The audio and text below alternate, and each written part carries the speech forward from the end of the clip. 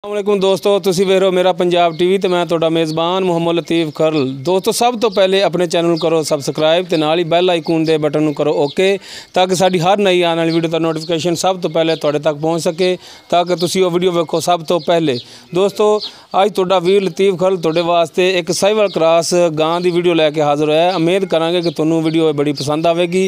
तो सब तो पहले कैमरामैन साहब जिहड़ा तुहानूं गां दिखाएगा, मीनी गां है, सिर तो कालियां स्याह अखां ते लाल सुआ इसका रंग है तो माशाल्लाह बड़ी सोहनी ते प्यारी है।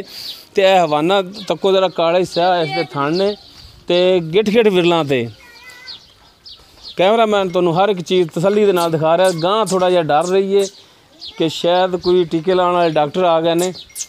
गोका जिहड़ा वैसे भी डरदा बहुत हुंदा है ते मगर इस ते जिहड़ा वच्छा हैगा ते बिल्कुल मां ते गया, लाल सुआ इसका रंग है तो माशाल्लाह चंगा सेहतमंद है। तो मालकां दा कहना है कि गां सूई नूं 1.5 महीना हो गया है तो वच्छा देख के यकीन नहीं हुंदा कि 1.5 महीना हो गया, लेकिन वो दुध ही इन्ना छड्ड रहे ने इसनूं कि माशाल्लाह चंगा दुंबे रंगा पड़िया है, सेहतमंद है। बाकी गल्लां बातां करने आपां मालक दे नाल ते पुछने उहदा की हिसाब किताब है। तो आओ जी जरा को। अस्सलाम वालेकुम जी। वालेकुम सलाम जी। की नाम जी अपना? अल्लाह ही जी।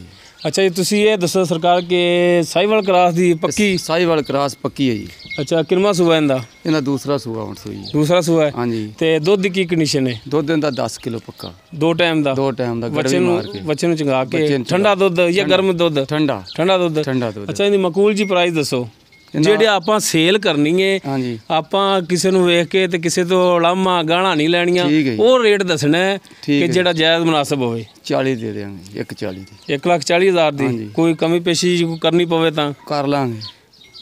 लो दोस्तों 1,40,000 इसकी डिमांड है। साहिवाल क्रॉस है मगर इसके बच्चा 10 लीटर इनका दुध है।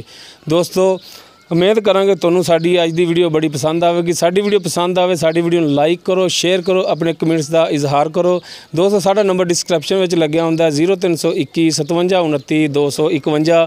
दोस्तों लतीफ़ खरल नूं देवो इजाज़त, मिलने नेक्स्ट वीडियो ते। अल्लाह हाफिज़।